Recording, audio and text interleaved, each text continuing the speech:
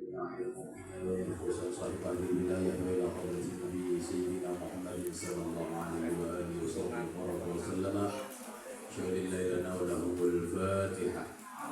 أعوذ بالله من الشيطان الرجيم. بسم الله الرحمن الرحيم. الحمد لله رب العالمين الرحمن الرحيم مالك يوم الدين. إياك نعبد وإياك نستعين اهدنا الصراط المستقيم صراط الذين أنعمت عليهم غير المغضوب عليهم ولا الضالين. بسم الله الرحمن الرحيم. الحمد لله الذي علم القرآن خلق الإنسان علمه البيان وفضل حبيبه على الرسل بإنزال القرآن وكرم أمته على سائر الأمم بتلاوة القرآن.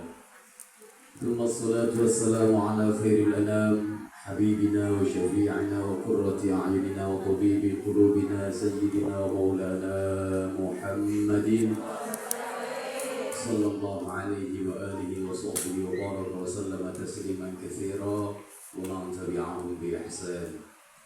قال الله تعالى في كتابه الكريم وهو أصدق القائلين: الذين آتيناهم الكتاب يتلونه حق تلاوته أولئك يؤمنون به ومن يكفر به فأولئك هم الخاسرون. وقال النبي صلى الله عليه وآله وصحبه وبارك وسلم: خيركم من تعلم القرآن وعلمه. وقال أيضا: خير الناس وخير من يمشي على وجه الأرض المعلمون لكتاب الله. وقال أيضا: قال سيد القرآن في الجنة: اقرأ وارتقي ورتل كما كنت ترتل في الدنيا فإن منزلتك عند آخر آية تقرأها. صدق الله العظيم وصدق رسوله الحبيب الكريم ونحن على ذلك من الشاهدين والشاكرين. ثم الحمد لله رب العالمين. Ma'asyiral a'izzahul kurama, di hadapan para alim, para kiai, sepuh tokoh masyarakat, tokoh agama, para ustaz, ustazah yang kami banggakan, kami tawarkan, kami muliakan. Wabillahi khos panjenenganipun Al-Fadil Romo Yai Syamsul Azhar yang tersebut Fadimi saking LPI Batku FFU LPI Kabupaten Tegal.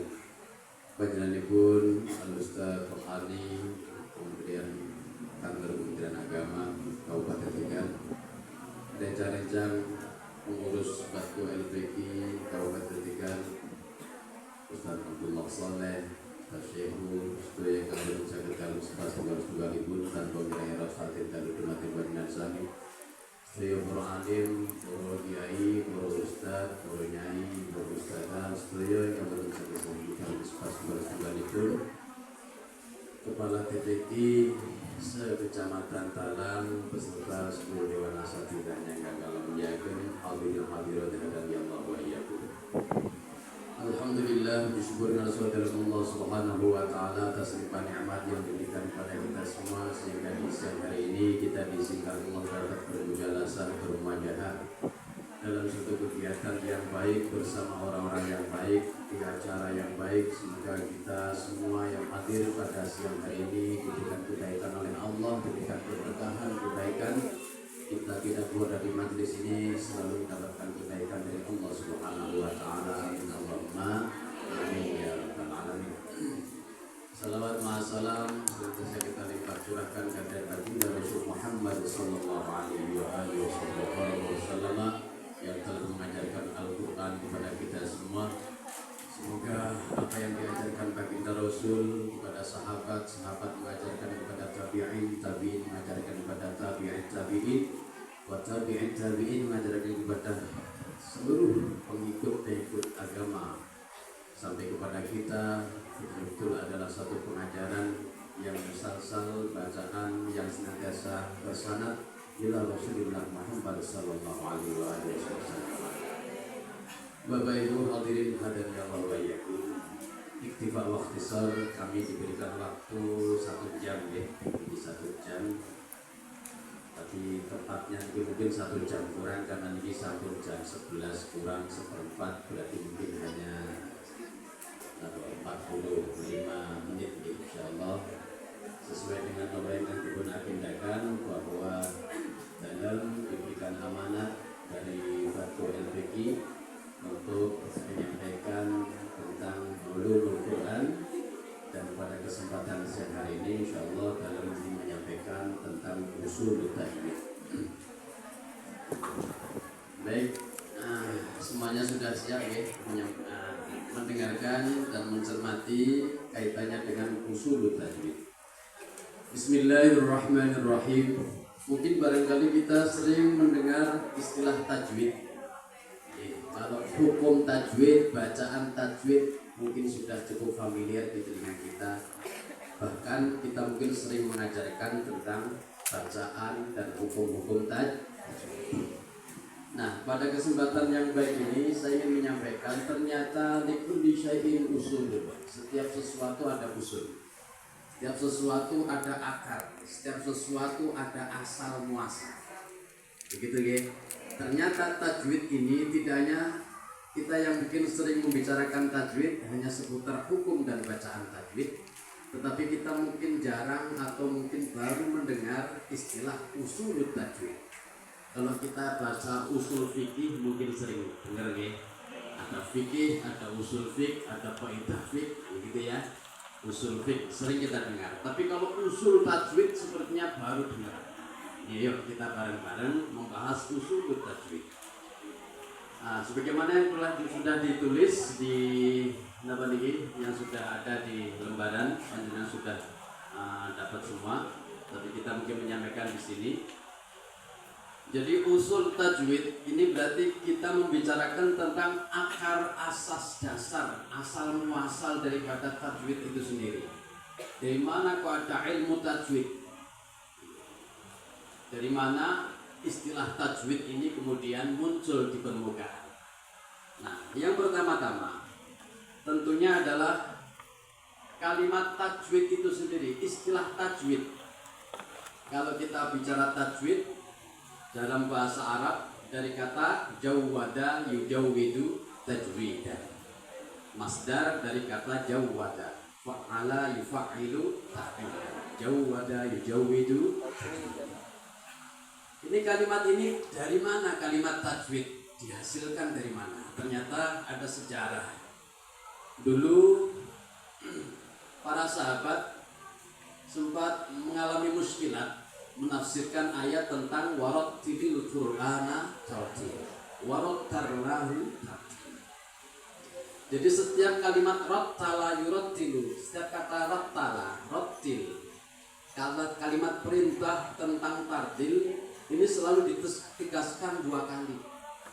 Ada penegasan selalu warattilil Qur'ana tartila, warattalnahu tartila, selalu diulang dua kali sebagai bentuk penegasan. Maka kemudian para sahabat mengalami muskilat seperti ini. Kalau dulu ada baginda Rasul masih hidup, tentunya ditanyakan kepada baginda Nabi. Saat itu baginda Rasul sudah tidak ada. Maka kemudian para sahabat berbondong-bondong kepada Sayyidina Ali karramallahu wajhah, karena sebagaimana instruksi dari baginda Rasul bahwa Sayyidina Ali adalah babul ilmi. Dalam hadis ana madinatul ilm wa aliyun babul. Jadi Sayyidina Ali sebagai juru kuncinya ilmu. Maka kemudian sahabat berbondong bertanya kepada Sayyidina Ali, wa Sayyidina Ali, ma ma'ana rattilil Qur'ana tartila. Apa jawaban Sayyidina Ali? Jawabannya beliau adalah ay jawwidhu tajwida. Jawwidhu tajwida. Jadi warattilil Qur'ana tartila ay jawwidhu tajwida. Jadi dari hasil jawaban Sayyidina Ali karramallahu wajhah bahwa maksud rattil itu adalah jawwid, sehingga tartilan tajwidan, maka muncullah yang namanya ilmu tajwid. Ini hasil dari kalimat yang dikeluarkan oleh Sayyidina Ali sebagai juru kunci ilmu, babul ilmu. Nah, sehingga ketika mengomentari kalimat ayat warattilil Qur'ana tartila, kemudian ditanyakan lebih lanjut, ma makna tartil wa Sayyidina Ali? Sayyidina Ali menjawab, at-tartilu huwa tajwidul huruf wa ma'rifatul wuquf. Napa tartil? Tajwidul huruf wa ma'rifatul wuquf. Ma makna tartil? wa ma'rifatul.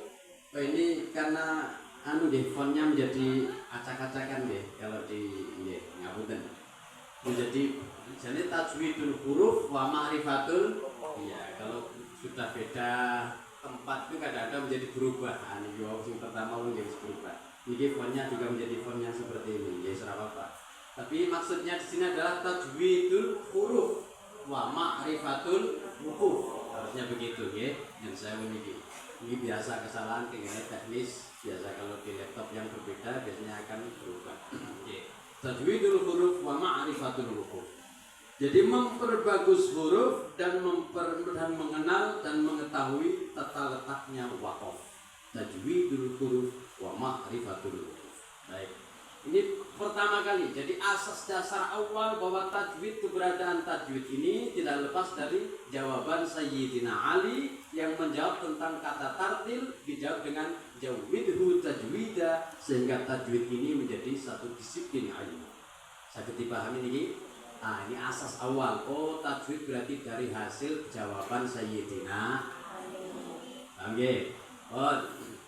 Kemudian ilmu tajwid sebagaimana yang di lembar sudah disampaikan, ilmu tajwid ini awal yang mengkodifikasi, awal yang mendisiplinkan siapa? Nah, tentunya kita tahu tajwid ini yang dimaksud tajwid yang dikodifikasi atau diteorikan, didisiplinkan ilmunya, ini adalah tajwidul ilmi, tajwid yang bersifat teori. Tentunya bukan tajwidul amali, bukan tajwid yang sifatnya praktek. Kalau tajwid yang bersifat praktek, tentu awal pertama kali yang praktekkan tajwid adalah baginda Rasul Muhammad SAW.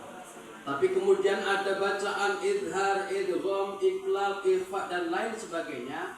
Kemudian dijadikan satu disiplin ilmu. Itu pertama kali siapa yang mempelopori? Siapa yang menyusun? Sinten? Halo? Guru TPQ ya? Ngajar tajwid ya? Yang pertama kali gawe tajwid sinten? Oleh lembaran ya ora diwaca sih ya. Ngrasane kok nggo lilir-lilir bae lah kaya kowe ya. Wah, tekan omah pro anake gawe mercon anake. Angge iki gue jadi sini ilmu. Angge wae. Sinten? Abu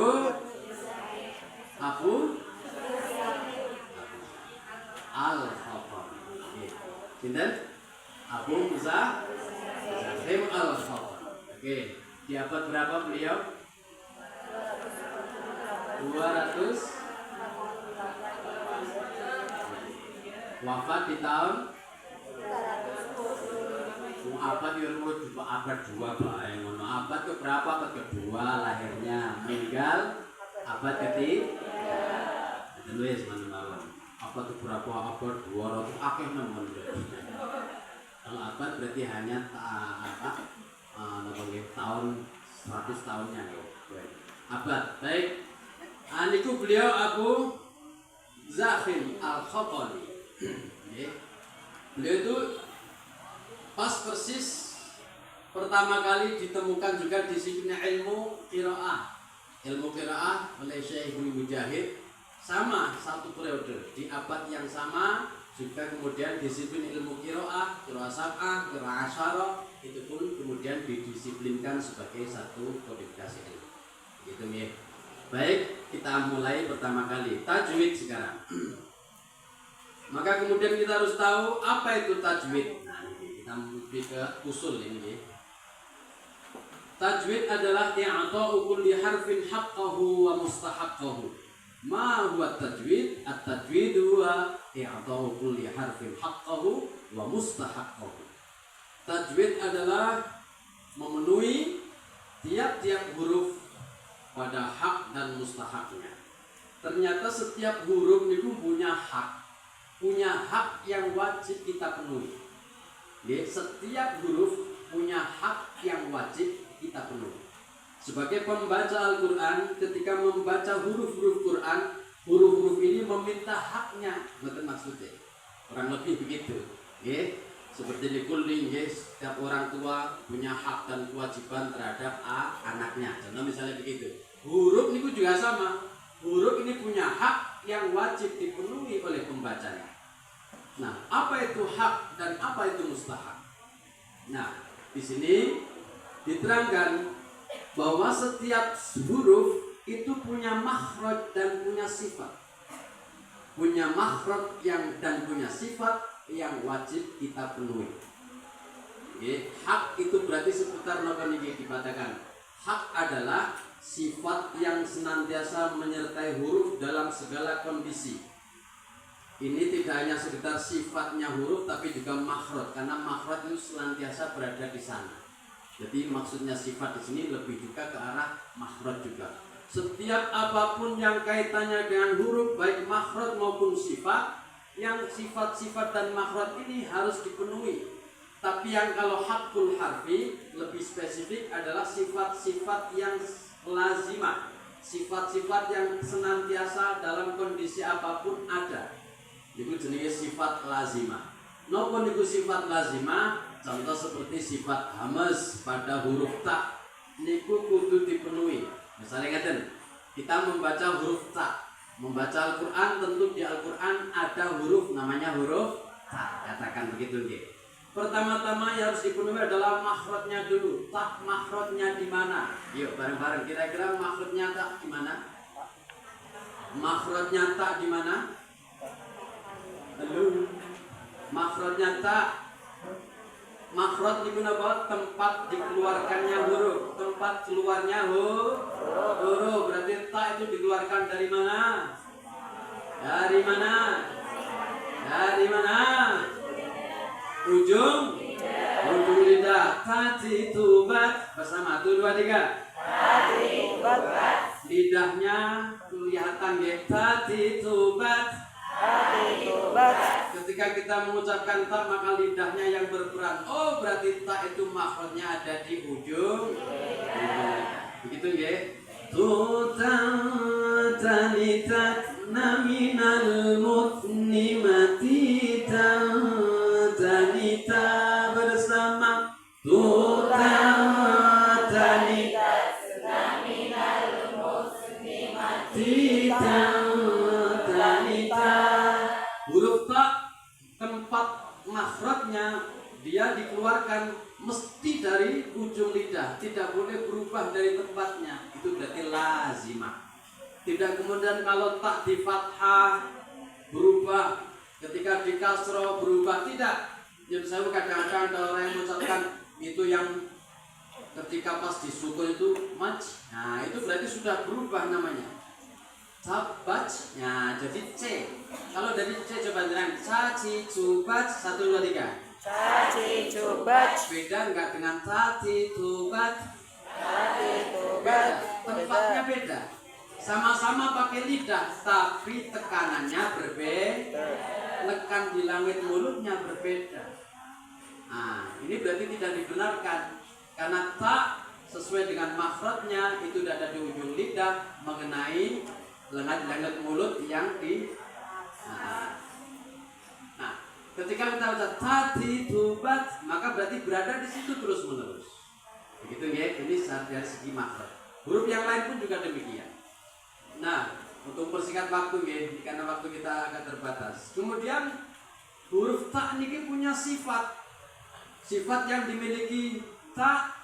Dikatakan dalam sifatil huruf setiap satu huruf itu minimal punya 5 sifat. Minimal punya 5 sifat dan ini haknya huruf yang wajib kita penuhi. Nah, kita kira-kira sudah memenuhi haknya apa belum? Contoh misalnya ta niki ketika dikeluarkan misalnya dari di antara 5 sifat niku napa? Yang pertama ta itu punya sifat namanya syiddah. Tapi kita tidak membicarakan tentang sifatil huruf ya, nanti kapan-kapan waktunya. Nah, syiddah ketika diucapkan harus dengan tekanan yang kuat. Kalau tekanannya lemah berarti tidak menjadi ta. Dia juga punya sifat namanya hamz di sini. Ketika memilih antara jahar atau hamz, dia punya sifat hamz. Apa hamz? Hamz adalah jarayanun nafasi 'inda nutqi bil harfi, yaitu ketika diucapkan harus disertai nafas. Disertai nafas. Maka ketika ucapkan huruf ta, maka harus disertakan nafasnya. tatitu, nggak boleh tatitubat tutang. Nah ini nggak boleh. Nah hamas ini termasuk sifat lazimah, sifat yang harus ada. Ketika berharokat fathah maka keluar hamas. Ketika kasrah hamas, dhammah hamas, disukun hamas, di depan hamas, tengah hamas, belakang hamas. Ini namanya sifat lazimah. Jadi tidak boleh ketinggal. Itu namanya lazimah. Maka di posisi dan di kondisi apapun ketika mengucapkan tak harus keluar nafas. Sekali lagi kita rasakan tatitubat. 1, 2, 3. Tatitubat. Sudah keluar nafasnya? Temenan. Orang kerasa begini. Oke. Dirasakan betul-betul keluar. Tapi dari pendengaran pun sudah kelihatan, ya. Dari pendengaran sudah kelihatan. Tutanitat naminal mutnimati tanita bersama tutanitat naminal mutnimati tanita. Ini berarti benar-benar guru TPG mesti hafal, gini apa aja? Iya, mesti ada pembinaan, ada bimbingan dari guru-guru panjenengan tentang makharijul huruf wa sifatihah. Terus ada juga ternyata huruf ini punya sifat yang bukan lazimah tapi aridah. Sifat aradiyah atau aridah, sifat yang tidak mesti ada. Jadi sifat yang kondisional, sifat yang temporal. Jadi kadang ada, kadang enggak. Nah, ini termasuk nanti beberapa bacaan yang kita baca hukum-hukum tajwid. Izhar, idgham, iqlab, ikhfa, itu semua adalah sifat aradiyah, sifat aridah, sifat yang tidak tetap, sifat yang temporal, sifat yang kondisional. Oke? Berarti ternyata bacaan-bacaan yang sering kita ajarkan, hukum-hukum yang sering kita ajarkan, itu juga tetap masih di satu tempat. Dia adalah hak huruf yang wajib dipenuhi. Nah, kalau di sini kalau contoh akan misalnya terliki ro, katakanlah ro itu punya sifat namanya tarkik dan tafkhim. Punya sifat tarkik dan tafkhim. Tapi sifat tarkik dan sifat tafkhim ini tidak sifatnya permanen tapi temporal, kondisional. Ketika ro berharokat fathah maka ro-nya bersifat tafkhim. Ro fathah bersifat tafkhim. Ketika ro-nya kasrah bersifat tafkhim. Nah, ini berarti sifatnya temporal. Tidak seperti tak tadi yang dalam kondisi apapun tak di fathah ya hamas, tak kasrah hamas. Tapi ro beda, ketika di fathah tafkhim, di kasrah. Ini berarti sifat yang temporal, aradiyah, sifat yang bersifat baru. Jadi bukan lazimah, tidak permanen. Ya, termasuk napa malih bacaan-bacaan yang bersifat itu, ini mungkin agak kita nanti hukum. Termasuk adalah izhar, idgham dan lain sebagainya, itu nanti juga sifat yang temporal, sifat yang aradiyah. Misalnya ngeten. Nun sukun. Nun punya sifat, di samping punya sifat-sifat lazimah, nun ini juga punya sifat-sifat aradiyah. Ngerti nggih? Jadi nun punya sifat lazimah, juga punya nun punya sifat aradiyah atau ghairu lazimah. Nah, nun misalnya nun sukun bertemu dengan hamzah. Misalnya man amana. Kalau kita istilahnya bacaan apa namanya? Idhar halqi. Oke. Tapi sifatnya itu namanya idhar halqi. Tetapi nun ini punya sifat, nun kalau ketemu hamzah itu bersifat ilhar. Bersifat ilhar. Halqi itu istilah baru. Halqi itu istilah baru. Jadi nun ketemu hamzah, nun ketemu ha, nun ketemu kha, nun sukun ya. Itu dia punya sifat ilhar. Ada yang menyampaikan idhar halqi, gitu ya. Halqi itu istilah baru, tapi sifat fondasi dasarnya bahwa nun ketemu hamzah, ha, kha, ain, ghin, ha itu memang nun punya sifat ilhar. Jelas. Berbeda ketika nun sukun bertemu dengan ya. Man yaqulu dibaca maka nun sukun bertemu ya niki langsung nunnya bersifat idgham. Punya sifat apa?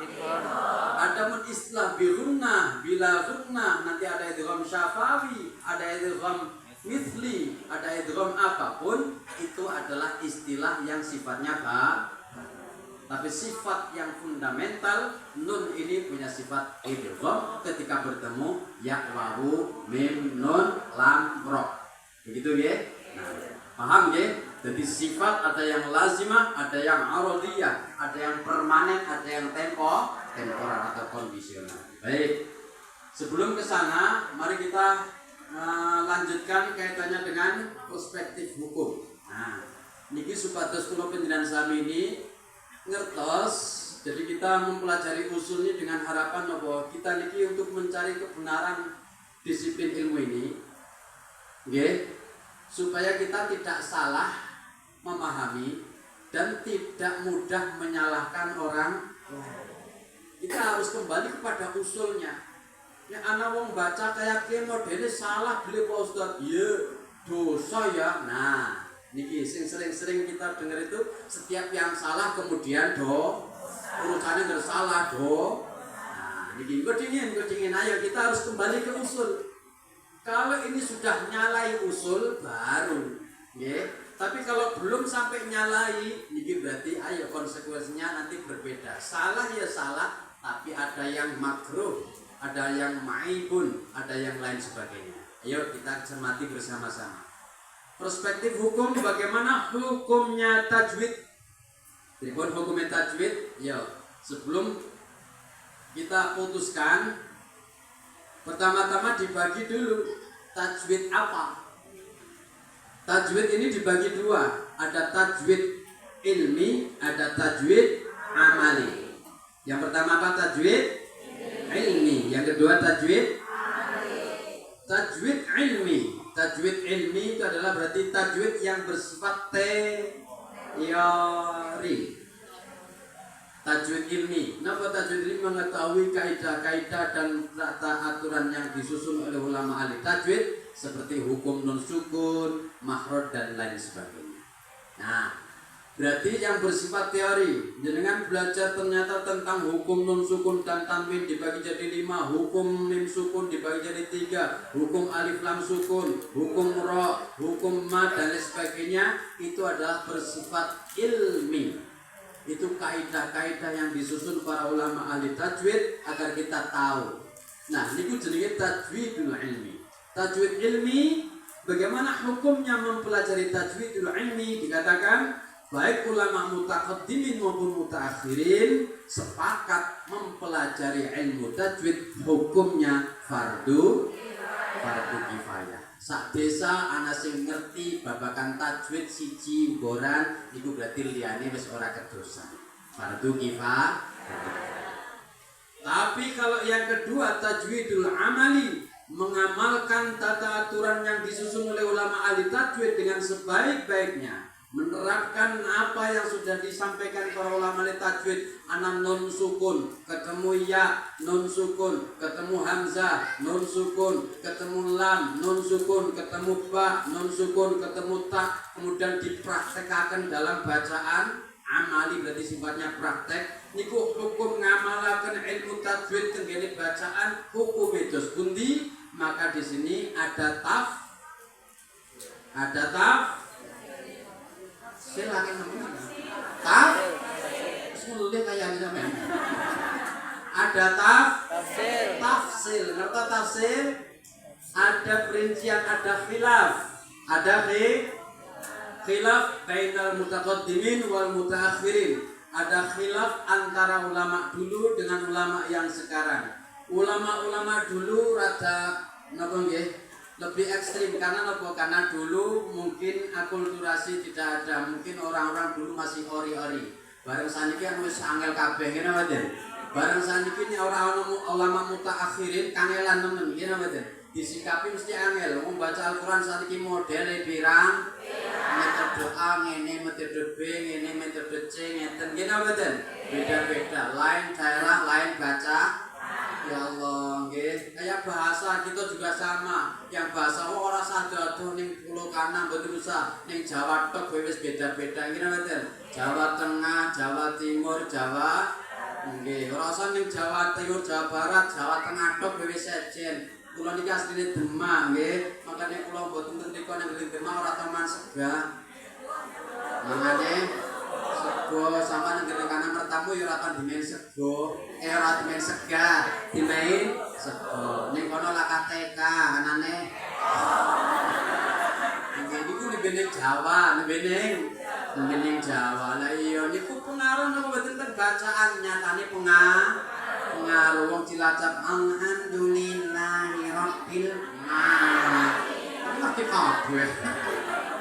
Barang wong Sunda kan baca nggih pasau payung. Vene dadi kowe ya Allah wis dadi macam-macam kene mboten. Niki anggere ana ulama mutaakhirin wal abot lemen nggih ta. Napa bedane ten mriki khilaf ten pundi? Khilafnya niku jelas teng niku teng catatan niku. Tak perjelas banget niku. Iki sekedare mawon. Perbedaan pendapat mutaqaddimin dan mutaakhirin. Karena ngeten. Semua kesalahan baik jali maupun khafi iki muga mutaqaddimin ya ulama dulu. Pokoknya anggere ana wong baca Quran kok ana salah, mbok salah sing katon, salah yang jelas, nyata, jali, salah yang berat maupun salah yang khafi, tersembunyi, ringan, kecil. Tetep sing arane salah niku haramun syar'an. Berarti mempraktekkan agar terhindar dari lahan jali maupun khafi. Salah baik yang jali sing katon nemen utawa sing khafi tersembunyi yang kecil yang ringan. Salah ngoten niku ya tetep mangke konsekuensinya haramun syar'an ya samu fa'ilu. Niku ulama mutaqaddimin. Berarti baca Quran kudu sing tartil nemen. Alhamdulillahi rabbil alamin. Sebentar film sing salah khofi mboten kenging. Ya sementara wong Tegal alhamdulillah. Montal mantel kaya kowe. Nggih. Iki nek anggere ora ditoleransi kaya kedosan terus ki urusan iki napa mboten? Membaca Quran bukan meneraih pundi-pundi pahala malah pundi-pundi malah dosa jariah terus-terusan. Nauzubillah nih. Maka butuh kita menjadi sami, butuh ulama-ulama mutaakhirin yang ijtihad bicaranya ya, jika anggap urusan khafi salah terus dosa, aduh bahaya. Nah, niki makane ten mriki dipun aturaken kalau ulama mutaakhirin wajib sinai, hukumnya tidak syar'i tapi hukumnya wajib sinai. Jadi wajib enten kalih wajib syar'i, ana wajib sinai. Berarti kalau wajib syar'i berarti secara hukum, berarti syar'i berarti ini urusannya wajib, anak haji, fardu, haram, makruh, niku. Nah, niku. Tapi nek sinai niku artinya wajib dari segi disiplin ilmu. Kayak misalnya ilmu nahwu, jaa zaidun. Nah, zaidun iki dadi fa'il jaa, sing arane fa'il kudu diwaca rafa. Berarti jaa sing bener zaidun dudu zaidan dudu zaid. Tapi niki diwaca zaidun wajib secara sinai, secara disiplin ilmu. Sama pas belajar nahwu kali gurune dan baca seperti contoh jaa zaidan. Langsung sama mesti digebuk karo gurune. Kon kepriye bisane zaidan sing bener pripun? Saya ngerti. Zaidun mergo dadi tapi wajib baca zaidun wonten niku pas lagi belajar sedang pelajari disiplin ilmu tapi kemudian ketika kita ngomong jaa zaidan ya ora papanya ora dosa nek urusane dosa mbok niki juga begitu nek mungko ulama mutaqaddimin